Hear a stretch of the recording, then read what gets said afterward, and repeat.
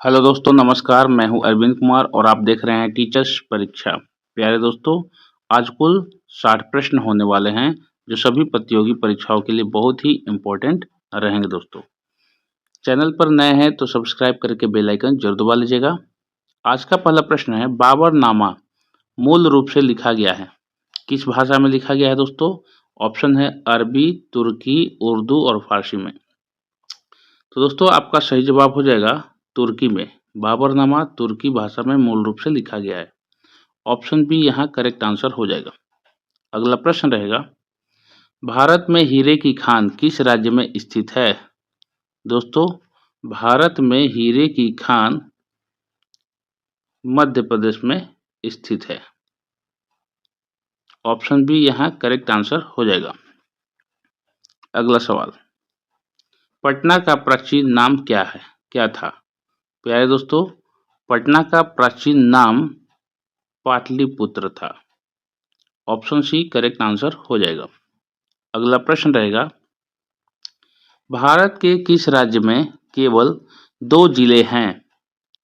प्यारे दोस्तों, भारत के किस राज्य में केवल 2 जिले हैं? आपका सही जवाब हो जाएगा गोवा राज्य, जिसमें केवल 2 जिले हैं। ऑप्शन ए गोवा राज्य बिल्कुल सही जवाब हो जाएगा। अगला प्रश्न, भारत की दूसरी सबसे लंबी नदी कौन सी है? प्यारे दोस्तों, भारत की जो दूसरी सबसे लंबी नदी है वह है गोदावरी नदी। पहले नंबर पर गंगा आती है और दूसरे नंबर पर गोदावरी आती है दोस्तों। गोदावरी को दक्षिण भारत की गंगा भी कहा जाता है।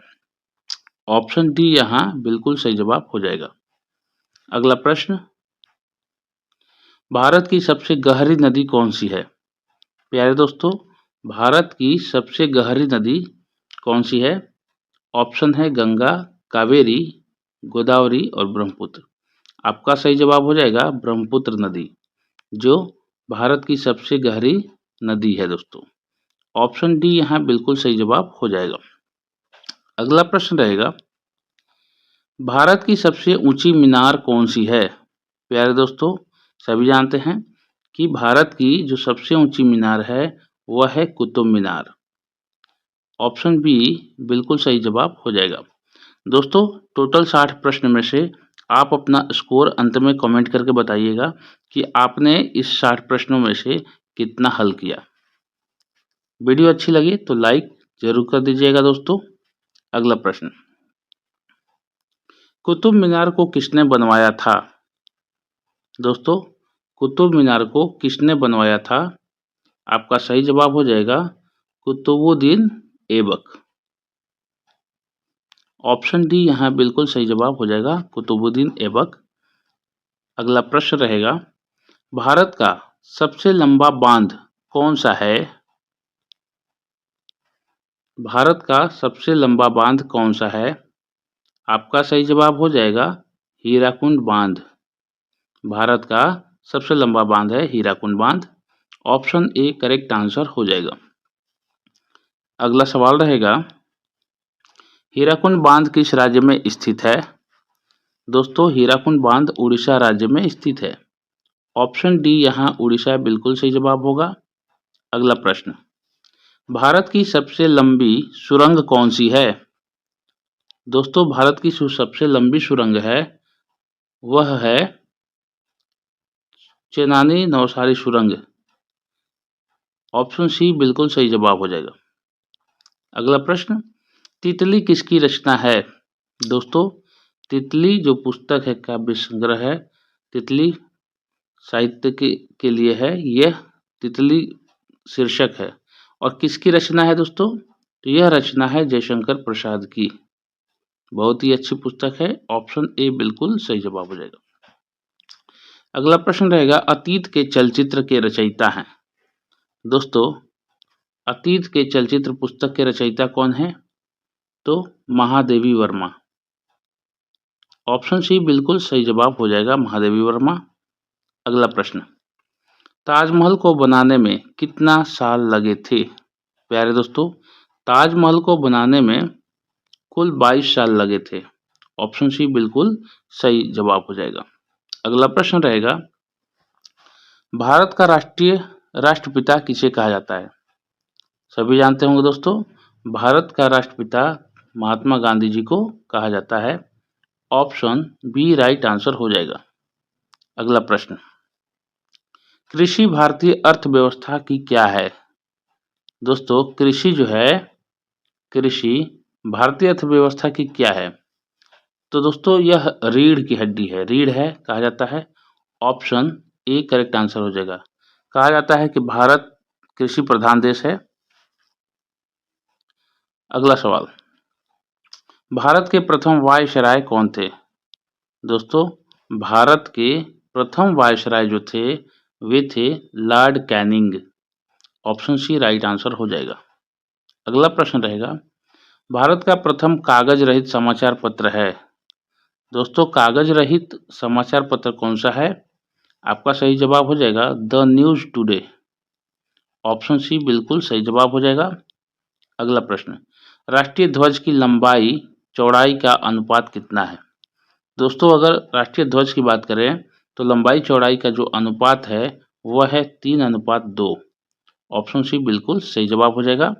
राष्ट्रीय ध्वज के बारे में बात करें तो ये 2 है और ये चौड़ाई 3 है। अगला सवाल,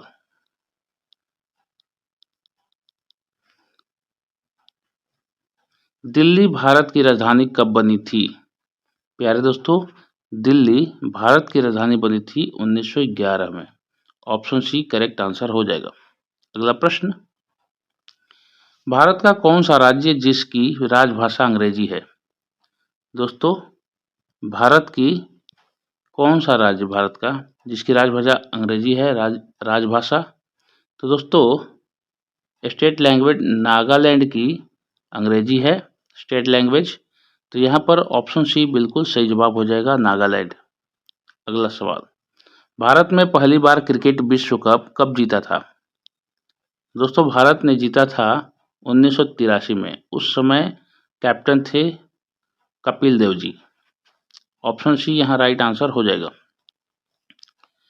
गेटवे ऑफ इंडिया का निर्माण किस वर्ष हुआ था? दोस्तों गेटवे ऑफ इंडिया का निर्माण 1911 में हुआ था। ऑप्शन ए बिल्कुल सही जवाब हो जाएगा। अगला सवाल रहेगा, भारत में सबसे कम वर्षा कहाँ होती है? दोस्तों भारत में सबसे कम वर्षा होती है लेह में, और यह कम वर्षा होती है और मशीन में अधिक होती है, मशीन में अधिक होती है। ऑप्शन बी यहाँ कम वर्षा होती है लेह में। ऑप्शन बी राइट होगा। भारतीय संविधान में कितनी भाषाएं हैं? दोस्तों भारतीय संविधान में कुल भाषाओं की जो संख्या है वह है 22। ऑप्शन बी करेक्ट आंसर हो जाएगा। अगला प्रश्न, भारत की संसद में कितने सदन हैं? भारत की संसद में दोस्तों कितने सदन हैं? आपका सही जवाब हो जाएगा 2 सदन। ऑप्शन बी करेक्ट आंसर होगा। अगला सवाल, भारत में कितने प्रमुख त्यौहार हैं? दोस्तों भारत में कुल त्योहारों की संख्या जो है टोटल 36 है। ऑप्शन डी यहाँ राइट आंसर हो जाएगा। भारत में कुल 36 प्रमुख त्योहार हैं दोस्तों। अगला प्रश्न, इंडिया गेट कहाँ पर स्थित है? तो दोस्तों इंडिया गेट नई दिल्ली में स्थित है, और पीछे हमने देखा कि 1911 में बना था इंडिया गेट दिल्ली में। ऑप्शन बी करेक्ट आंसर हो जाएगा। चार मीनार कहाँ पर स्थित है? दोस्तों आपका सही जवाब हो जाएगा हैदराबाद। चार मीनार हैदराबाद में स्थित है। ऑप्शन सी करेक्ट आंसर होगा। नेक्स्ट क्वेश्चन रहेगा, टिश्यू कल्चर का अध्ययन किसके लिए उपयोगी है? प्यारे दोस्तों आपका सही जवाब हो जाएगा आनुवांशिकी के लिए। ऑप्शन डी यहाँ बिल्कुल सही जवाब हो जाएगा। टिश्यू कल्चर आनुवांशिकी के अध्ययन, यानी टिश्यू कल्चर में आनुवांशिकी का अध्ययन किया जाता है। आपका सही जवाब हो जाएगा ऑप्शन डी। अगला प्रश्न रहेगा, ओनकोलॉजी किसका अध्ययन है? दोस्तों ओनकोलॉजी में कैंसर का अध्ययन किया जाता है। कैंसर का अध्ययन किया जाता है? ऑप्शन बी करेक्ट आंसर हो जाएगा। अगला सवाल रहेगा, नालंदा विश्वविद्यालय कहाँ स्थित है? प्यारे दोस्तों, नालंदा विश्वविद्यालय बिहार राज्य में स्थित है। ऑप्शन ए बिहार बिल्कुल सही जवाब हो जाएगा। अगला प्रश्न रहेगा, भारत में सबसे अधिक किस फल का उत्पादन होता है? दोस्तों आपके ऑप्शन है आम, सेब, केला, पपीता। दोस्तों भारत में सबसे अधिक की बात की जाए कौन सा फल, तो सबसे अधिक केला की खेती की जाती है। ऑप्शन सी बिल्कुल सही जवाब हो जाएगा। अगला प्रश्न रहेगा, मिसाइल मैन के नाम से कौन जाना जाता है? प्यारे दोस्तों, जो भारतीय वैज्ञानिक थे APJ अब्दुल कलाम का उपनाम मिसाइल मैन है। मिसाइल मैन से इनको जानते थे, इनके वैज्ञानिक अग्रणी भूमिका के चलते। ऑप्शन बी यहाँ करेक्ट आंसर हो जाएगा। अगला प्रश्न रहेगा, भारत का राष्ट्रीय जलीय जीव कौन सा है? प्यारे दोस्तों, भारत का राष्ट्रीय जलीय जीव है गंगा डॉल्फिन। राष्ट्रीय जलीय जीव घोषित किया गया है। ऑप्शन डी बिल्कुल सही जवाब हो जाएगा। अगला प्रश्न रहेगा दोस्तों, गौतम बुद्ध की मृत्यु कहाँ हुई थी? प्यारे दोस्तों, गौतम बुद्ध की मृत्यु हुई थी कुशीनगर में। ऑप्शन डी यहाँ कुशीनगर बिल्कुल सही जवाब हो जाएगा। अगला प्रश्न रहेगा, गांधी जी की फोटो नोट पर कब से आना शुरू हुई? तो दोस्तों कब से छपना शुरू हुई कह सकते हैं, तो गांधी जी की फोटो छपना शुरू हुई थी दोस्तों 1969 में, 1969 में। ऑप्शन ए यहाँ बिल्कुल करेक्ट आंसर हो जाएगा। अगला सवाल रहेगा, चना में कौन सा विटामिन पाई जाती है? तो दोस्तों चना में सबसे अधिक विटामिन जो पाई जाती है वह है विटामिन ए। ऑप्शन बी बिल्कुल सही जवाब हो जाएगा। नेक्स्ट क्वेश्चन रहेगा, दुनिया का सबसे बड़ा देश कौन सा है? दोस्तों सभी जानते हैं, ऑप्शन है चीन, रूस, भारत, अमेरिका। क्षेत्रफल की दृष्टि से बताना है दोस्तों, ये आपके लिए टेस्ट प्रश्न रहेगा। सबसे बड़ा देश कौन सा है, कमेंट में आप अपने उत्तर को बताइएगा। अगला प्रश्न, गौतम बुद्ध के लड़के का नाम क्या था? प्यारे दोस्तों, गौतम बुद्ध जी के लड़के का नाम राहुल था। ऑप्शन ए यहाँ करेक्ट आंसर हो जाएगा। अगला प्रश्न रहेगा, विटामिन सी का रासायनिक नाम है? बहुत ही अच्छा प्रश्न है दोस्तों, वेरी वेरी इंपॉर्टेंट क्वेश्चन रहेगा ये। विटामिन सी का रासायनिक नाम क्या है, यानी कह सकते हैं वैज्ञानिक नाम क्या है? तो इसको विटामिन सी को कहते हैं रासायनिक नाम के रूप में एस्कॉर्बिक अम्ल। ऑप्शन बी यहाँ बिल्कुल सही जवाब हो जाएगा, एस्कॉर्बिक अम्ल। अगला सवाल, निम्नलिखित विटामिनों में से कौन सा शरीर में भंडारित नहीं होता है, यानी स्टोर्ड नहीं होता है दोस्तों? तो सभी विटामिनों में से दोस्तों जो विटामिन डी है यह स्टोर नहीं होती शरीर में। ऑप्शन सी बिल्कुल सही जवाब हो जाएगा, विटामिन डी स्टोर नहीं होती है। कौन सा विटामिन प्रतिरक्षा प्रदान करता है, यानी रोगों से लड़ने की बात करता है? कौन सा विटामिन प्रतिरक्षा प्रदान करता है दोस्तों? हमारे शरीर में WBC लड़ती है तो विटामिन कौन मदद करता है? तो यहाँ पर सही जवाब हो जाएगा विटामिन ए प्रतिरक्षा प्रदान करता है। ऑप्शन ए बिल्कुल सही जवाब हो जाएगा। विटामिन ए प्रचुर मात्रा में गाजर वगैरह में मिलता है दोस्तों। आगे बढ़ते हैं, निम्नलिखित में कौन सा विटामिन जल में घुलनशील है? प्यारे दोस्तों, ऐसा कौन सा विटामिन है जो जल में घुल जाता है? ऑप्शन है vitamin A, vitamin D, vitamin E और विटामिन सी। आपका सही जवाब हो जाएगा विटामिन सी। ऑप्शन डी जो है बिल्कुल सही जवाब हो जाएगा, विटामिन सी जल में घुलनशील है। अगला प्रश्न, विश्व में सबसे बड़ा मछली उत्पादक देश कौन सा है? प्यारे दोस्तों, विश्व में सबसे बड़ा मछली उत्पादक देश कौन सा है? ऑप्शन है नॉर्वे, चीन, भारत, जापान। आपका सही जवाब हो जाएगा चीन देश। दोस्तों चीन देश जो है विश्व में सबसे ज़्यादा मछली उत्पादित करता है। ऑप्शन बी राइट आंसर हो जाएगा। अगला सवाल रहेगा, गरीबों का सेब किसे कहा जाता है? प्यारे दोस्तों, गरीबों का सेब कहा जाता है अमरूद को। ऑप्शन डी बिल्कुल सही जवाब हो जाएगा, अमरूद। अगला सवाल, पानीपत भारत के किस राज्य में स्थित है? प्यारे दोस्तों, पानीपत जो है भारत के हरियाणा राज्य में स्थित है। आपका सही उत्तर हो जाएगा ऑप्शन बी, हरियाणा। अगला सवाल, कंप्यूटर का पिता किसे कहा जाता है? प्यारे दोस्तों, कंप्यूटर का पिता कहा जाता है चार्ल्स बेबेज को। ऑप्शन बी बिल्कुल सही जवाब हो जाएगा। अगला सवाल, पृथ्वी पर कुल कितने महासागर हैं? कुछ ऐसे प्रश्न होते हैं जो हमेशा कंफ्यूज कर देते हैं दोस्तों। कुल कितने महासागर पूछ रहा है, यानी कि ओशियन पूछ रहा है दोस्तों। तो कुल पृथ्वी पर 5 ओशियन है। ऑप्शन सी यहाँ बिल्कुल सही जवाब हो जाएगा। अगला सवाल, पृथ्वी पर कुल कितने महाद्वीप है? प्यारे दोस्तों, कुल महाद्वीपों की संख्या पृथ्वी पर है 7। ऑप्शन ए यहाँ 7 बिल्कुल सही जवाब हो जाएगा। अगला सवाल रहेगा, विश्व का सबसे बड़ा महाद्वीप कौन सा है? प्यारे दोस्तों, विश्व का जो सबसे बड़ा महाद्वीप है वह एशिया है, सभी लोग जानते हैं। ऑप्शन बी बिल्कुल सही जवाब हो जाएगा। सबसे छोटा द्वीप ऑस्ट्रेलिया। अगला सवाल, विटामिन ई का महत्वपूर्ण स्रोत निम्नलिखित में से कौन है? यानी कि विटामिन ई सबसे अधिक किस में मिलता है निम्न में से? दोस्तों, यहाँ पर आपका सही जवाब हो जाएगा गेहूं, जो अंकुरन का तेल।